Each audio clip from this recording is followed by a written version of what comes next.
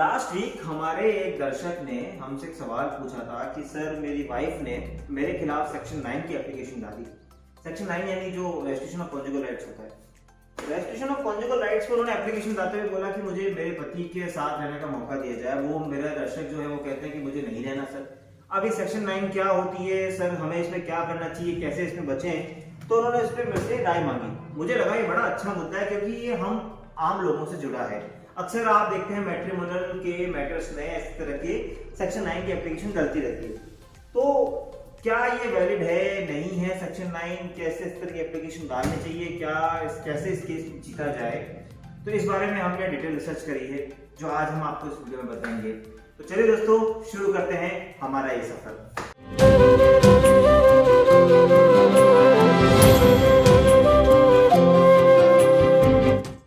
Video को शुरू करने से पहले एक महत्वपूर्ण जानकारी। लेबर लॉ एडवाइज़र और लीगल शॉर्ट्स दोनों यूट्यूब चैनल ने मिलकर आप लोगों के लिए प्रिपेयर किया है आरटीआई के ऊपर एक प्रैक्टिकल कोर्स। आरटीआई यानी सूचना का अधिकार। सूचना का अधिकार इस देश के सभी आम नागरिकों को है कि वो चाहें तो किसी भी सरकारी डिपार्टमेंट से किसी भी तरह की इन्फॉर्मेशन को मांग सकते हैं। आखिर पैसा आप टैक्स पेयर्स का है। सूचना जो आप मांगते हैं वो आपको कैसे मिलेगी, कैसे आपको आरटीआई फाइल करनी चाहिए, आरटीआई फाइल करते समय क्या ध्यान रखना चाहिए, और आज तक इस देश में आरटीआई फाइल करने से किन किन घोटालों का उजागर हुआ है, क्या सक्सेस स्टोरीज़ हैं, आरटीआई के कई सारे एग्जांपल्स हमने उसमें लिए हैं। आपको ये बताया है कि आरटीआई कैसे फाइल करनी चाहिए। कई सारे मुद्दों को हमने उस कोर्स में कवर किया है। हमें पूरी उम्मीद है कि आप जब वो कोर्स करेंगे तो आप कोर्स करने के बाद इस बात को लेकर एम्पावर होंगे कि अब आप भी आरटीआई फाइल कर सकेंगे और अपने इस फंडामेंटल राइट को एक्सरसाइज कर सकेंगे। अगर आप चाहते हैं कि आप एम्पावर हैं और देश की जनता जागरूक हों तो आपको ये कोर्स ज़रूर सीखना चाहिए। हमें पूरा विश्वास है कि कोर्स आपको बहुत प्रैक्टिकल पर्सपेक्टिव देने वाला है। अगर आपको इसके बारे में डिटेल में जानना है तो मैंने नीचे लिंक दी है, आप उस लिंक पर क्लिक करें, आपको इस पूरे कोर्स की जानकारी मिलेगी। नमस्कार दोस्तों, मैं हूं एडवोकेट नमन मोनोद और आप देख रहे हैं लीगल शॉर्ट्स, वो चैनल जो आपको देता है कानून से जुड़ी हर छोटी से बड़ी जानकारी। इस चैनल को सब्सक्राइब करना ना भूलें ताकि हम आप तक इसी तरह के इन्फॉर्मेटिव वीडियोस लाते रहें, और इस वीडियो को लाइक करें और उन लोगों तक पहुंचाएं जिन्हें इसकी जरूरत है। आज हम बात कर रहे हैं सेक्शन 9 की, यानी रेस्ट्रिक्शन ऑफ कॉन्जुगल राइट्स की।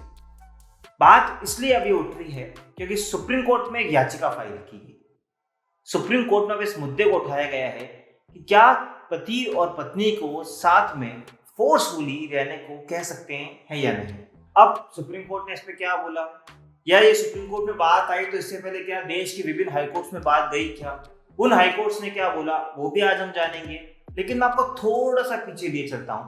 पीछे इसलिए क्योंकि मैं आपको पहले ये बताना चाहूंगा कि सेक्शन 9 क्या होता है, ये रेस्ट्रिक्शन ऑफ कॉन्जुगल राइट्स क्या होता है, ये पूरा मुद्दा क्या है। सेक्शन 9 का मतलब होता है, बेसिक भाषा में कहूँ तो, राइट टू स्टे टुगेदर। पति और पत्नी का साथ में रहना, कोहेबिशन राइट, पति और पत्नी साथ में रहें, इसलिए सेक्शन 9 को लाया गया था। क्योंकि हमारे इंडिया में पहले अंग्रेजों का राज था, फॉरेन से यानी यूके से लॉ आया है, तो यूके में भी ये कॉन्सेप्ट था, इसलिए यूके के एक्ट से इस बात को उठाई गई और हमारे हिंदू मैरिज एक्ट में इस बात को डाली गई, और अलग अलग जो शादियों से रिलेटेड कानून है वहां पे बात डाली गई। तो section 9 of Hindu marriage act बात करता है रेस्ट्रिक्शन ऑफ कॉन्जुगल राइट्स की। इसका मतलब पति और पत्नी जो होते हैं उन दोनों को साथ में रहना चाहिए और साथ में रहने का अधिकार है। अब बात कर रहे हैं हम सेक्शन 9 की, तो सबसे पहले सेक्शन 9 पढ़ लेते हैं कि सेक्शन 9 होता क्या है।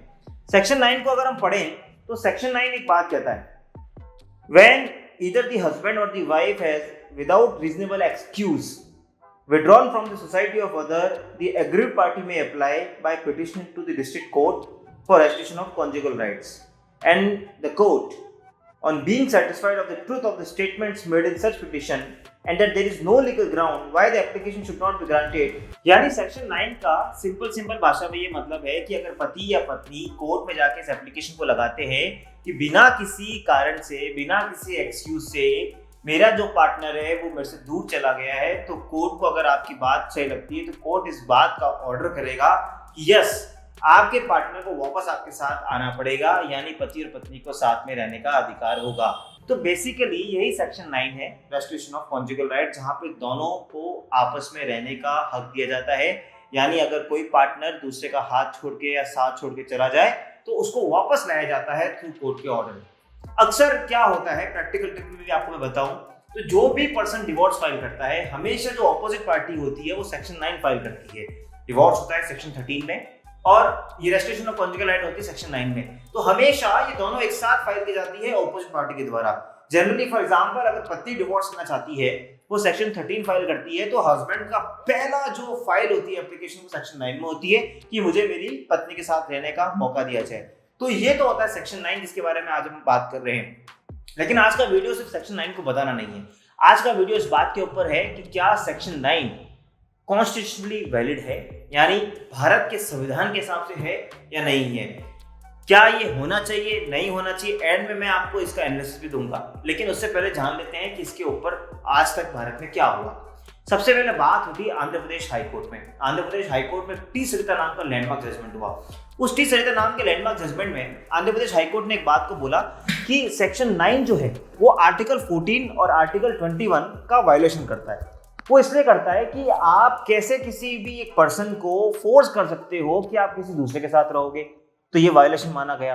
बट जब ये मुद्दा आंध्र प्रदेश हाईकोर्ट से उठकर जब एक बार दिल्ली हाईकोर्ट आया, दिल्ली हाईकोर्ट ने कड़े शब्दों में बोला, दिल्ली हाईकोर्ट ने इस बात को बोला कि आंध्र प्रदेश हाईकोर्ट ने ये जो ऑर्डर दिया है या जो ये माना है कि ये जो सेक्शन 9 है वो वायलेशन में है आर्टिकल 14 और 21 के और संवैधानिक वैलिड नहीं है, दिल्ली हाईकोर्ट ने बोला हम इससे एग्री नहीं करते। और हमारे हिसाब से जो आंध्र प्रदेश हाईकोर्ट ने रीजनिंग ली है वो गलत ली है। और आंध्र प्रदेश हाईकोर्ट सिर्फ एक बात पे फोकस कर रहा था कि ये दोनों के फिजिकल राइट से संबंधित है। तो दिल्ली हाईकोर्ट ने इस बात को साफ साफ नकार दिया और बोला कि हम इस बात पे किसी भी तरह से इत्तेफाक नहीं रखते हैं और सेक्शन 9 वैलिड है, पति या पत्नी एप्लीकेशन फाइल कर सकते हैं। अब क्या हुआ, देश के दो न्यायालयों ने अलग अलग राय दी थी। राय अलग अलग होती है तो अक्सर मुद्दा जाता है देश की सर्वोच्चतम न्यायालय में, उच्चतम न्यायालय सुप्रीम कोर्ट ऑफ इंडिया जो दिल्ली में, आप सब जानते हैं। बात अब इससे आगे बढ़ी, सुप्रीम कोर्ट में जब ये मैटर आया, सुप्रीम कोर्ट में जब इस मैटर को लाया गया तो honourable supreme court of India ने इस बात को क्लैरिफाई किया और साथ ही साथ दिल्ली हाईकोर्ट के व्यू को अपहेल्ड किया और आंध्र प्रदेश के हाईकोर्ट को नकार दिया। सुप्रीम कोर्ट ने सरोज रानी नाम के एक लैंडमार्क जजमेंट में एक बात बहुत साफ कह दी कि सेक्शन 9 जो बनाया गया है वो सिर्फ इसलिए बनाया गया है ताकि शादियां जल्दी से नहीं टूटे, पति और पत्नी को एक मौका दिया जाए, कूलिंग पीरियड दिया जाए कि साथ में वापस आया जाए और साथ में उनको कोहिबिशन करने का मौका दिया जाए, क्योंकि कहीं ना कहीं ये भी एक आपकी शादी का एक जरूरी महत्वपूर्ण घटक है। यानी सेक्शन 9 को कॉन्स्टिट्यूशनली वैलिड रखा। ये बात थी 80 और 90 के दशक की शायद, जब उस समय जजमेंट आया था। अब समय परिवर्तन आ रहा है, बात आगे बढ़ गई। इसलिए बात आगे बढ़ गई क्योंकि आप अगर देखें, अगर आप अवेयर हैं उस बात से, तो भारत में एक लैंडमार्क जजमेंट आया था प्राइवेसी के ऊपर, KS पुट्टुसामी का। प्राइवेसी का जो जजमेंट है, प्राइवेसी यानी जो निजता होती है, आजकल आप काफ़ी सुनते हैं कि मेरा कॉल रिकॉर्ड हो रहा है। हमने एक वीडियो बनाया था वैसे कॉल रिकॉर्ड का, आप चाहें तो मैंने लिंक दे रखी है कि क्या कॉल रिकॉर्डिंग इलीगल है या नहीं है, वो भी प्राइवेसी पे था। बेसिकली प्राइवेसी की बात जब चलती है तो निजता का अधिकार, जब इस बात को बहुत उठाया गया, बहुत ज़्यादा जब इस बात पे कंसिडर किया गया, तो कुछ देश के बुद्धिजीवियों ने और कुछ लोगों ने सुप्रीम कोर्ट में फिर याचिका लगा दी, जिसपे आज हम बात कर रहे हैं।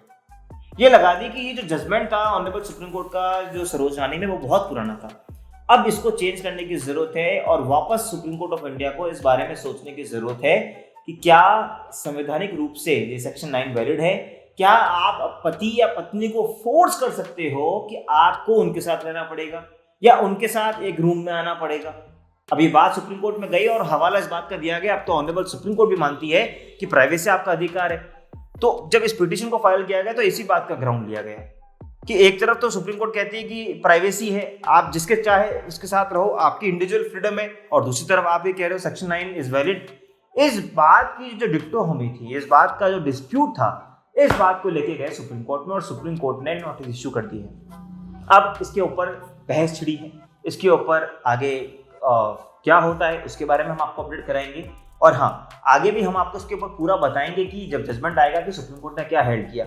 लेकिन आज मैं आपसे जानना चाहूंगा और आपको जानने से पहले मैं चाहता हूं कि मैं आपको दोनों साइड के एक व्यू भी बता दूं कि क्या सेक्शन 9 में प्लस माइनस पॉइंट है, ताकि आप भी डिसाइड कर सको। क्योंकि मैं चाहता हूं कि आप यानी जो देश की जनता है ना, वो सबसे अच्छे तरीके से हमें बताएगी कि क्या वैलिड होता है या क्या इनवैलिड। बिकॉज कानून क्या है, व्हाट इज लॉ। लॉ हमेशा सोसाइटी के अकॉर्डिंग चेंज होता है।